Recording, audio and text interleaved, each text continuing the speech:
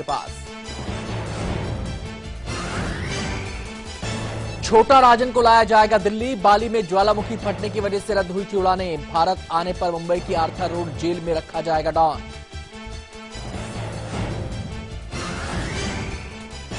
बहू बच्चों की मौत के बाद फंसे तेलंगाना में वारंगल से कांग्रेस के पूर्व सांसद उपचुनाव में नहीं रहे पार्टी के उम्मीदवार। पुलिस ने किया गिरफ्तार। पूर्व सांसद के घर 3 बच्चों समेत बहू की मिली थी लाश। मालदीव में राष्ट्रीय सुरक्षा के खतरे को देखते हुए 30 दिनों के लिए आपातकाल का ऐलान। राष्ट्रपति अब्दुल्ला यामीन ने की घोषणा। उपराष्ट्रपति पहले ही किए जा चुके हैं गिरफ्तार। विवादों के बीच पाकिस्तानी गजल गायक गुलाम अली का बड़ा ऐलान। कहा, अब भारत में नहीं करेंगे कोई शो। शिवसेना के हंगामे के बाद मुंबई में गुलाम अली का शो हुआ था रद्द। और मुंबई के रियल एस्टेट में करोड़ों के ब्लैक मनी का ब्लैक बिजनेस। बीजेपी विधायक पर शह देने का आरोप। लाइव इंडिया का बड़ा खुलासा। देखिए काली खादी आज रात 8 बजे।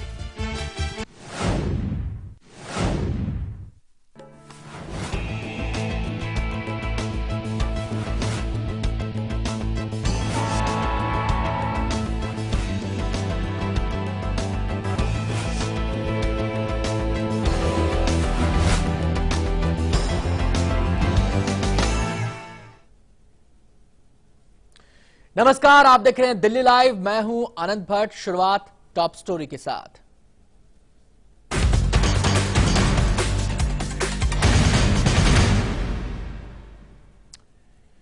और टॉप स्टोरी में आज हम आपको बताएंगे कैसे दिल्ली में सुप्रीम कोर्ट के आदेश की अवहेलना हो रही है। देश की सर्वोच्च अदालत ने दिल्ली की आबोहवा को प्रदूषण मुक्त करने के मकसद से बाहर से आने वाले कमर्शियल वाहनों पर ग्रीन टैक्स लगाने का आदेश दिया था। 1 नवंबर से ग्रीन टैक्स वसूली करने को कहा गया, लेकिन 4 दिन बाद भी ग्रीन टैक्स नहीं वसूला जा सका है। एमसीडी ने सभी टोल नाकों को ग्रीन टैक्स वसूलने को कहा, लेकिन एमसीडी के लिए टोल वसूलने वाली कंपनी ने हाथ खड़े कर दिए हैं। सवाल यह है कि सुप्रीम कोर्ट के आदेश का पालन कब और कैसे होगा।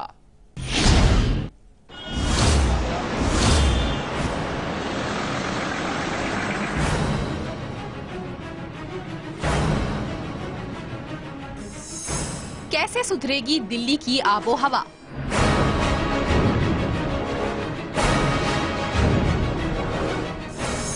नहीं वसूला जा रहा है ग्रीन टैक्स।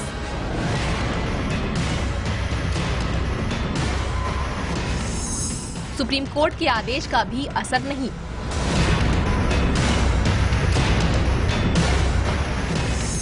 टोल वसूलने वाली कंपनी ने खड़े किए हाथ।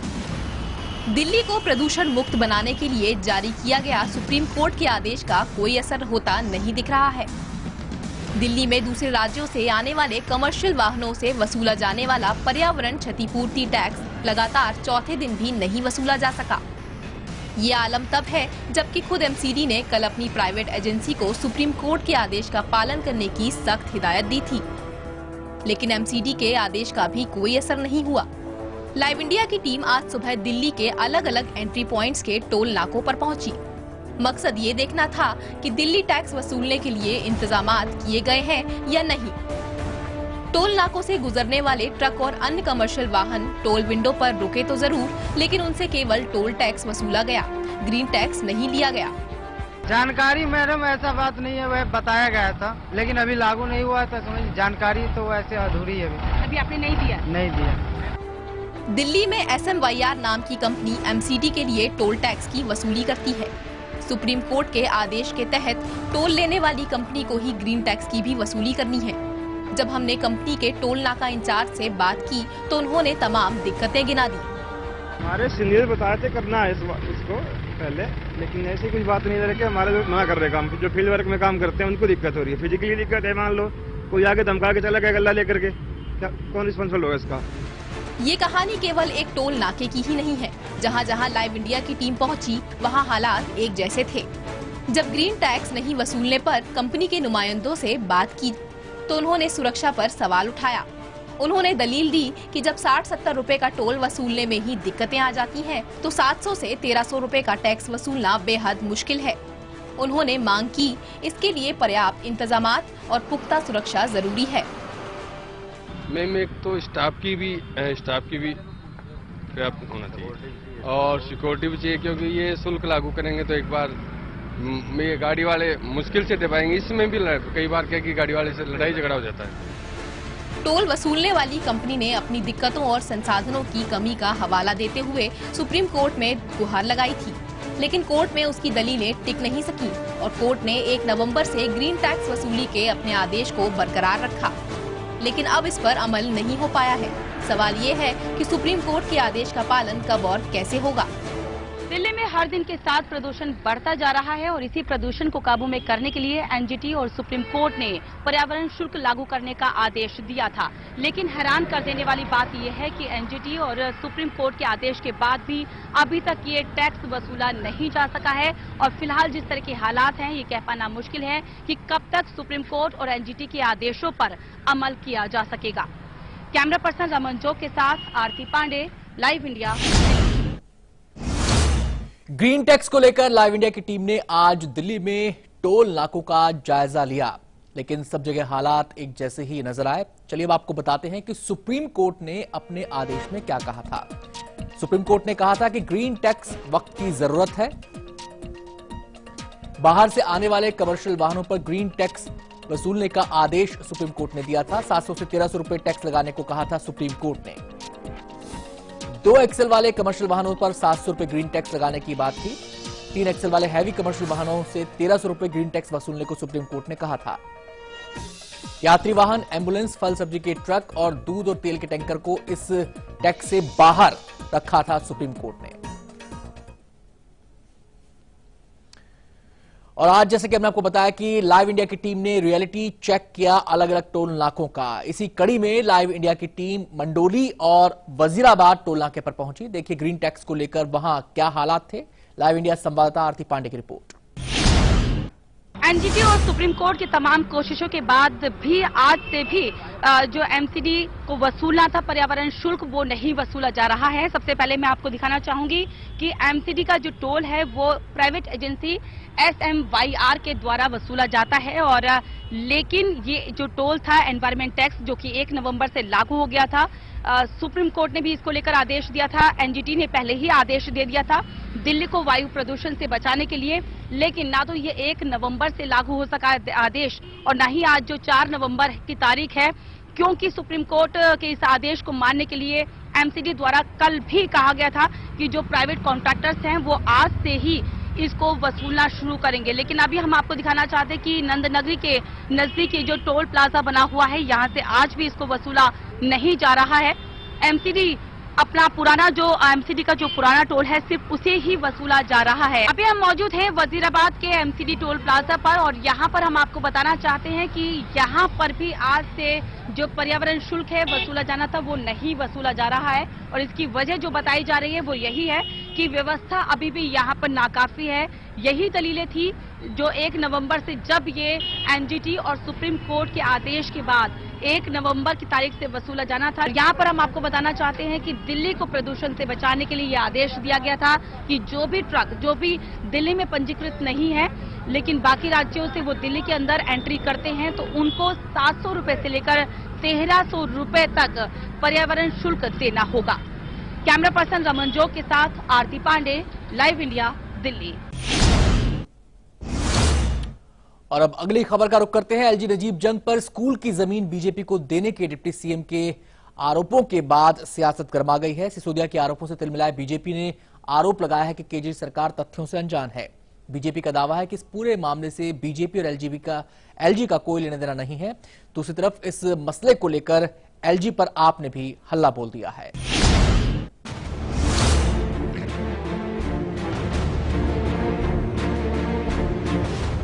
दिल्ली के उपराज्यपाल नजीब जंग और केजरीवाल सरकार के बीच चल रहे तनातनी के सिलसिले में नई कड़ी जुड़ गई है। इस बार मुद्दा बना है जमीन का ये टुकड़ा। दीनदयाल उपाध्याय मार्ग पर खाली पड़ी इस जमीन को लेकर दिल्ली के डिप्टी सीएम मनीष सिसोदिया ने एलजी के खिलाफ मोर्चा खोल दिया है। सिसोदिया ने आरोप लगाया है कि ये जमीन स्कूल के लिए आवंटित थी, लेकिन एलजी के आदेश पर इसका लैंड यूज चेंज कर जमीन बीजेपी को दे दी गई। पहले मुद्दा पुलिस और कानून व्यवस्था था, तो इस फेरिस्त में अब नया नाम जुड़ गया है, वो है जमीनी विवाद। आपको बताएं, इस वक्त हम दीनदयाल उपाध्याय मार्ग पर खड़े हैं और ये जो जमीन है, ये जैसे आरोप लगाया जा रहा है उप मुख्यमंत्री मनीष सिसोदिया द्वारा। उनका कहना है कि ये जमीन जो है पहले प्राइमरी एजुकेशन के लिए, प्राइमरी नर्सरी जो एडमिशन से उनके लिए एक स्कूल बनना था, उसको ये लैंड कन्वर्ट करके बीजेपी मुख्यालय को बनाने के लिए दे दिया गया। आरोपों से तिलमिलाई बीजेपी ने सरकार पर ही निशाना साधते हुए कहा कि सरकार तथ्यों से अनजान है और ये मामला हाल फिलहाल का नहीं बल्कि साल 2004 का है और इस पूरे मामले में उपराज्यपाल का कोई हाथ ही नहीं है। बीजेपी का कहना है कि केजरीवाल सरकार अपनी नाकामी छुपाने के लिए ऐसे आरोप लगा रही है। एक बात बताइए, 2004 की लैंड, यूपीए गवर्नमेंट की लैंड इनको भी याद आ रही है? और अगर बहुत चिंता हो रही है दिल्ली के एजुकेशन की, तो जरा व्हाइट पेपर जारी कर दें कि आपके 9 महीने के शासन के अंदर कितने स्कूल खुले, कितनी स्कूल की बिल्डिंग्स बनी, कितने शिक्षा में सुधार हुआ, कितने लोगों को लोन मिला। जरा इसका भी व्हाइट पेपर जारी कर दें। ये सिर्फ अपनी नाकामियां छिपाने के लिए। दिल्ली के डिप्टी सीएम मनीष सिसोदिया ने मंगलवार को एलजी को एक लेटर लिखा और ये जमीन वापस देने की मांग की। सिसोदिया ने लेटर में लिखा है कि ये जमीन स्कूल के लिए अलॉट की जानी थी, लेकिन इसे बीजेपी ऑफिस के लिए अलॉट कर दिया गया। बच्चों के भविष्य को ध्यान में रखकर ये जमीन वापस की जाए। जमीन का विषय राज्य की चुनी हुई सरकार के अधीन नहीं है, ये अधिकार आपके पास है। आप डीडीए के अध्यक्ष हैं, इसलिए जमीन के बारे में निर्णय लेने का अधिकार आपके पास है। सिसोदिया की इस चिट्ठी के बाद आपने भी एलजी के खिलाफ मोर्चा खोल दिया है। आश्चर्यचकित करने वाली स्थिति है कि जहां इस देश में, इस दिल्ली के अंदर, शहर के अंदर एक क्लास में 150 बच्चे पढ़ रहे हैं और आप लैंड जो है सही तरीके से अलॉट करने के बजाय उसका लैंड यूज चेंज करते हैं और चेंज करके भारतीय जनता पार्टी को अलॉट कर देते हैं। क्या प्रॉब्लम है आपको? इस देश के नागरिकों से किस बात का बदला ले रहे हैं?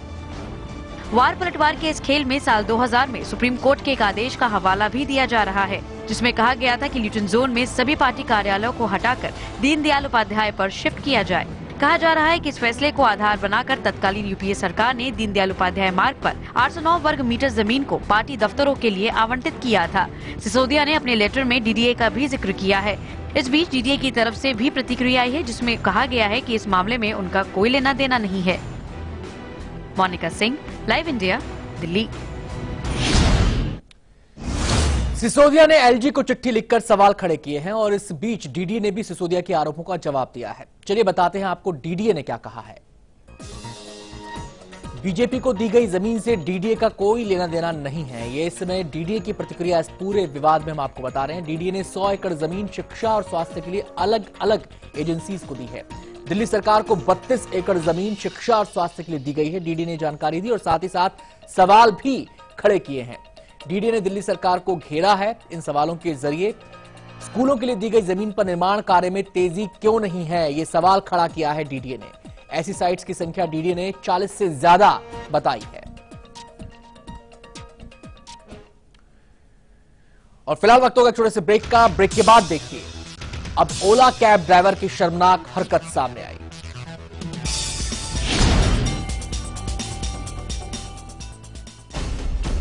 पाटलिपुत्र की जंग, फाइनल वर्डिक्ट। लाइव इंडिया का सबसे विश्वसनीय कवरेज।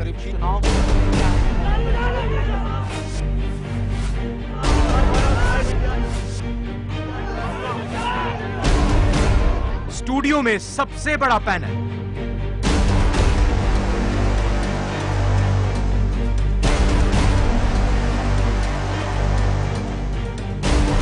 (243 सीटों के सबसे तेज, सबसे सटीक नतीजे सिर्फ लाइव इंडिया पर।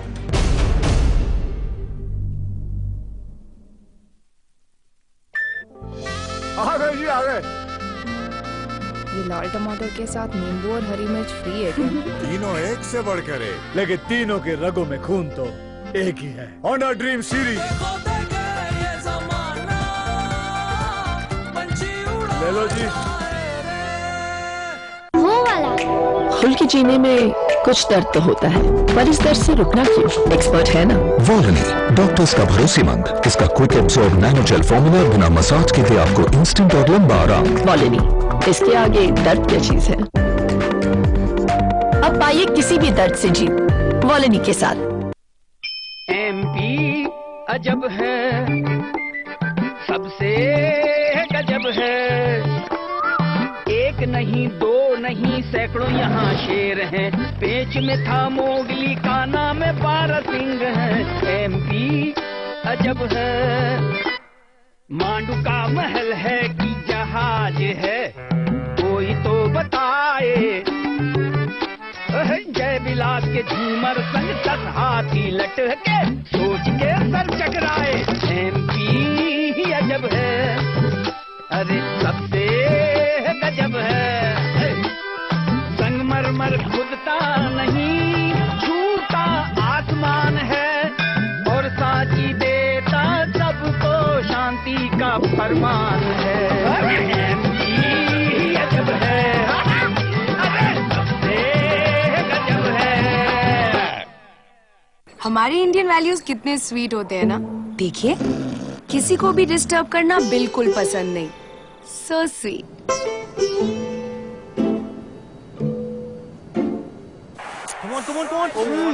पर टीवी देखते वक्त क्या हो जाता है इंडियन वैल्यूज को? अब नहीं होगा, क्योंकि वीडियोकॉन D2H है हेडफोन्स के साथ। किसी को डिस्टर्ब मत करो और इंडियन वैल्यूज को मेंटेन रखो। Videocon D2H for Indian values.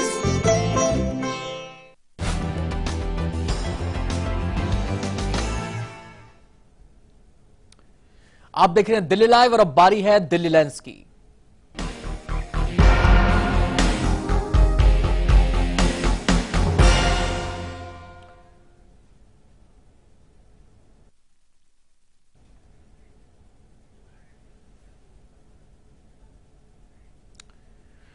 Delhi में ओला कैब में बदसलूकी का मामला सामने आया है। कैब के ड्राइवर ने बहस के बाद केंद्रीय मंत्रालय में संयुक्त सचिव स्तर की अधिकारी और उनकी बेटी को बीच सड़क पर उतार दिया। दरअसल टैक्सी में जीपीआरएस उपकरण न होने की वजह से दोनों में मामूली बहस हो गई थी, जिसके बाद ड्राइवर ने हरकत की।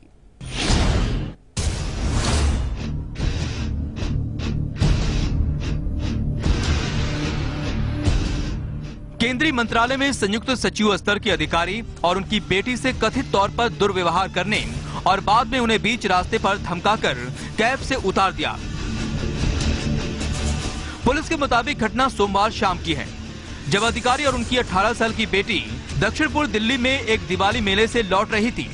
दोनों ने नई दिल्ली की चाणक्यपुरी क्षेत्र स्थित अपने आवास जाने के लिए कैब बुक की। यात्रा के दौरान उन्होंने ड्राइवर से गाड़ी तेज नहीं चलाने और जीपीएस सुविधा का इस्तेमाल करने को कहा, लेकिन उसके पास कोई जीपीएस उपकरण नहीं था, जिसे लेकर मां बेटी दोनों की ड्राइवर से बहस हो गई, जिसके बाद आरोपी ड्राइवर दोनों को बीच सड़क पर उतार कर चला गया। हालांकि आरोपी ड्राइवर को फिलहाल जमानत मिल गई है, लेकिन Delhi police commissioner BS Bassi का कहना है कि अगर उस पर आरोप सही साबित होते हैं, उस पर उचित कार्रवाई की जाएगी। इसमें हर पहलू की जांच की जाएगी। अगर जो भी इसमें दोषी पाया जाएगा उसके खिलाफ कार्रवाई की जाएगी। पुलिस के मुताबिक चीजें नियंत्रण से बाहर होने के बाद ड्राइवर ने दोनों को रात के करीब 9 बजे निजामुद्दीन के पास कैब से नीचे उतार दिया। पुलिस जांच में ये बात भी सामने आई है कि चालक टैक्सी सेवा से रजिस्टर्ड नहीं था, जिसकी कैब वो चला रहा था। इस घटना ने एक बार फिर कई सवाल खड़े कर दिए, क्योंकि जिस रूल्स की बात की जाती है उस रूल्स कहीं ना कहीं धरे के धरे थे, क्योंकि रूल्स फॉलो नहीं किए गए थे। गाड़ी के अंदर जीपीएस सिस्टम नहीं था।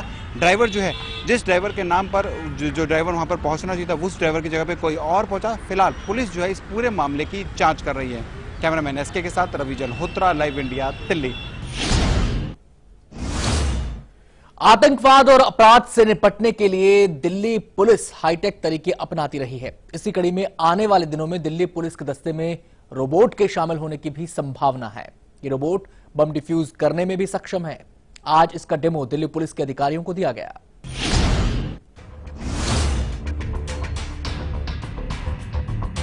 दिल्ली पुलिस मुख्यालय के कैंपस में घूमता ये रोबोट अगर आने वाले समय में दिल्ली पुलिस के दस्ते का हिस्सा हो तो कोई हैरानी की बात नहीं। दरअसल पुलिस अधिकारियों के सामने इस रोबोट का डेमो दिया जा रहा है। बताया जा रहा है कि रोबोट किस तरीके से काम करेगा। दिल्ली पुलिस अब आतंक से निपटने के लिए रोबोट का इस्तेमाल कर सकती है। दरअसल दिल्ली पुलिस ने एक डेमो लिया है रोबोट का, जिसमें इस रोबोट की खासियत ये है कि अगर कहीं पर भी बॉम्ब ब्लास्ट होता है या फिर बॉम्ब रखा जाता है तो उसको हटाने के लिए, वहां से उसको निष्कर्ष करने के लिए इस रोबोट का इस्तेमाल किया जा सकता है। India based company dynamic homeland security ने इस रोबोट को बनाया है। रोबोट में जिस तकनीक का इस्तेमाल किया गया है उसका इस्तेमाल इजराइल और अमेरिका में भी किया जा चुका है। कंपनी का दावा है कि ये रोबोट बम डिफ्यूज करने में सक्षम है। रोबोट में कई हाई रेजोल्यूशन कैमरे लगे हैं जिससे ये आसपास के इलाके और ऑपरेशन की जगह की सटीक जानकारी दे सकता है। कंपनी का दावा है कि आतंक विरोधी ऑपरेशन में ये रोबोट बेहद कारगर है। It can be used for a number of operations. It can be used for something as simple as surveillance. You can mount a surveillance camera on it and remotely do surveillance of the activity going on or the region that you want to do surveillance in. It can be mounted with IED detection devices and IED disruptors. इस ground robot की कीमत 10 से 13 लाख रुपए के बीच है। इस robot का वजन 5 किलो है। इस रोबोट को रात में भी इस्तेमाल कर सकते हैं। इस रोबोट में GPS लगा हुआ है जिससे इसकी लोकेशन भी ट्रेस की जा सकती है। देखना ये होगा कि क्या ये दिल्ली पुलिस के बेड़े में शामिल होता है या फिर नहीं, क्योंकि दिल्ली पुलिस क्योंकि इसमें अगर इस्तेमाल करती है तो काफ़ी जगहों पे जहां पर टेरर एक्टिविटीज़ होती है तो वहां पर इस्तेमाल कर सकती है। कैमरामैन SK के साथ रवि जल्होत्रा, लाइव इंडिया, दिल्ली। और अब देखते हैं क्या है दिल्ली का हाल दिल्ली में।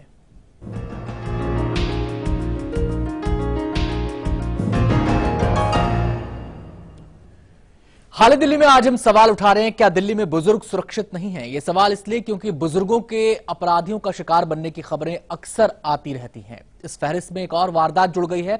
त्रिलोकपुर इलाके में 80 साल की बुजुर्ग महिला की हत्या कर दी गई।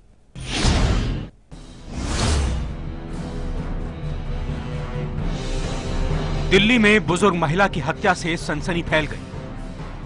घटना 32 ब्लॉक त्रिलोकपुरी इलाके की है, जहां हसीना नाम की बुजुर्ग महिला का बेरहमी से गला काट दिया गया। हसीना बेगम नाम की इस बुजुर्ग महिला की उम्र करीब 80 साल थी और घटना के वक्त महिला घर में अकेली थी। दरवाजा खुला हुआ था और टीवी तेज आवाज में चल रहा था और लाइट भी बंद थी। वो लेटी हुई थी, मैंने सोचा मजाक कर रही, मुझे देखकर मैंने उठाया तो नहीं उठी। फिर मैंने मोहल्ले वालों को बुलाया तो उन्होंने देखा तो गला कटा हुआ था, इतने देखा फिर नहीं देखा। घर वालों के मुताबिक हसीना बेगम अपनी 15 साल की नवासी नरगिस के साथ घर में रहती थी।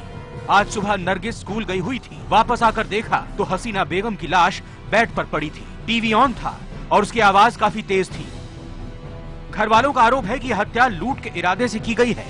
कई तोला सोना और कैश गायब है। गले में 3 तोले का चेन लॉकेट पहन रखा था उन्होंने और 2 तोले की चीज कान में पहन रखी थी। 4 तोले के हाथ में कड़े पहन रखे थे। हाथों में रिंग सोने की पहन रखी थी। मतलब 8-10 तोले सोना उन्होंने पहन रखा था और मतलब कुछ कैश भी घर में था। अभी वो हमने देखा नहीं क्योंकि पुलिस वाले अंदर किसको भी जाने नहीं दिया। जो पहना हुआ था वो सब गायब था। फिलहाल पुलिस ने शव को पोस्टमार्टम के लिए भेज दिया है और मामले की जांच में जुट गई है। लेकिन दिन दहाड़े हुए इस मर्डर से सुरक्षा को लेकर एक बार फिर से सवाल खड़े हो गए हैं। Vivek Sharma, live India, Delhi. वक्त हो गया छोटे से ब्रेक का। ब्रेक के बाद देखिए नॉन नेट फेलोशिप पर आंदोलन कर रहे छात्रों के साथ Yogendra.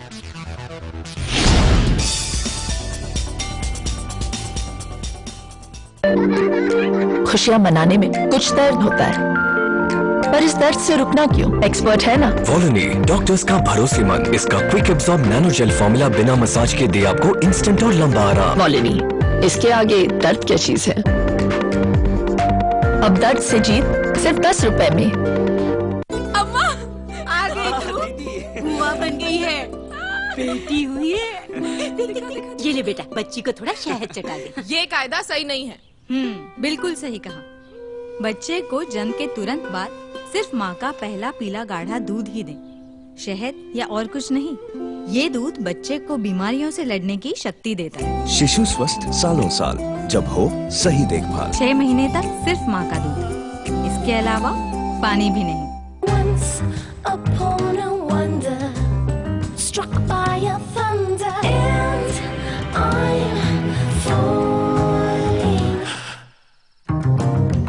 Introducing 2 new fragrances from Engage Deo Sprays. Give in to the language of love.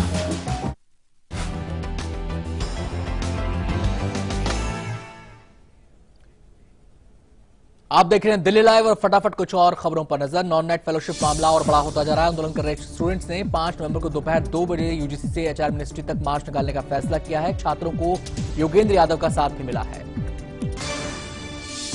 Delhi के मुख्यमंत्री अरविंद केजरीवाल ने कहा है कि बिहार विधानसभा चुनाव में बीजेपी की हार जरूरी है ताकि इसे एहसास हो सके कि देश में नफरत की राजनीति नहीं चलेगी। उन्होंने ट्वीट में नीतीश को वोट करने की अपील की है। दिल्ली में कार खरीदना महंगा हो सकता है क्योंकि नगर निगम एक बार पार्किंग के शुल्क में जबरदस्त बढ़ोतरी करने पर विचार कर रहा है। दिल्ली सरकार ने अलग अलग कैटेगरी में 200 एफिडेविट को खत्म कर दिया है। अब लोगों को अलग अलग डिपार्टमेंट, एमसीडी और दूसरी ऑर्गेनाइजेशन में अपने कामकाज के लिए एफिडेविट जमा नहीं कराना होगा। 1 दिसंबर से फैसला लागू होगा। बीआरटी कॉरिडोर को तोड़ने की तैयारी शुरू हो गई है। दिल्ली सरकार के कैबिनेट ने इस बारे में प्रस्ताव पास किया है। देश भर से इलाज के लिए एम्स आने वाले पेशेंट्स की संख्या घट गई है। साल 2012-13 की तुलना में 2013-14 में कम पेशेंट आए। एनुअल रिपोर्ट से खुलासा हुआ है।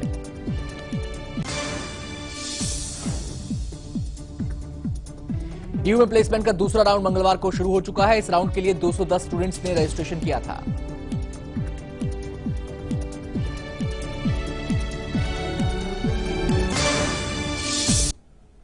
दिल्ली लाइव में आज इतना ही। वक्त होगा छोटे से ब्रेक का। ब्रेक के बाद भी खबरें जारी हैं।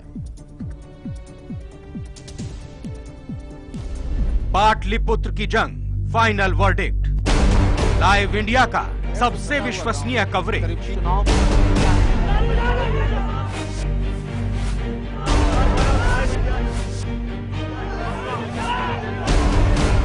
स्टूडियो में सबसे बड़ा पैनल,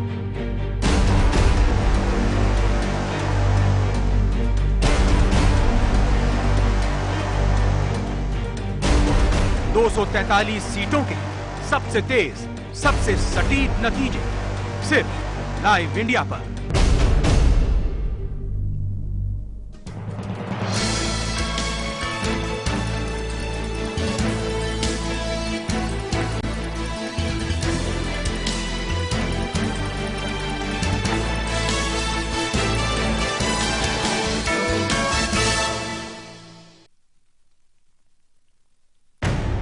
महाराष्ट्र बीजेपी का एक बड़ा नेता जो करता है काले धन का कारोबार,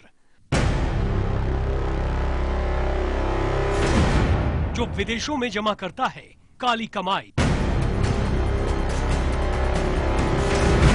वो धमकाता है, वो डराता है। कौन है वो? काली खादी, रात 8 बजे सिर्फ लाइव इंडिया पर। रूप मंत्रा आयुर्वेदिक फेस क्रीम, ये कोई कॉस्मेटिक नहीं, आयुर्वेदिक औषधि है।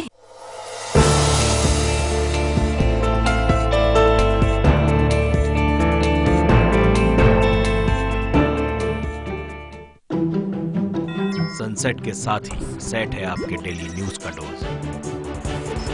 7 PM इंडिया में देश की पॉलिटिक्स, स्पोर्ट्स, एंटरटेनमेंट और आपके स्टेट की डेली न्यूज को मिलेगा साथ का साथ। 7 PM इंडिया। परेशानियों से भरे न जाने कितने दिनों, महीने और सालों का इंतजार जब खत्म हो जाए सिर्फ एक फोन घुमाने से, तो फिर आप उसे क्या कहेंगे? लाइव इंडिया हेल्पलाइन, सिर्फ लाइव इंडिया पर।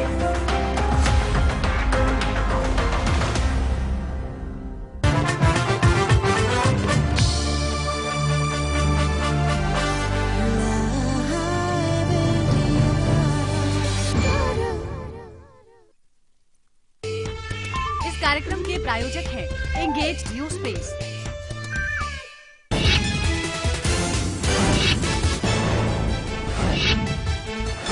कैलाश की माफी के बाद अब आदित्यनाथ का शाहरुख पर हमला, कहा हाफिज सईद जैसे ही बोल रहे हैं किंग खान, समाज ने कर दिया फिल्मों का बहिष्कार तो सड़कों पर भटकेंगे बादशाह। असहिष्णुता पर विपक्षी मोर्चे के खिलाफ मोदी सरकार के समर्थन में उतरी फिल्म और कला जगत की हस्तियां। बिरजू महाराज, अनुपम खेर, मधुर भंडारकर 7 नवंबर को इंडिया गेट पर निकालेंगे मार्च। आखिरी दौर की वोटिंग से पहले बीजेपी के विज्ञापन पर बवाल, कहा गाय पर होता रहा हमला लेकिन नीतीश और लालू रहे चुप। नाराज महागठबंधन शिकायत लेकर पहुंचा चुनाव आयोग।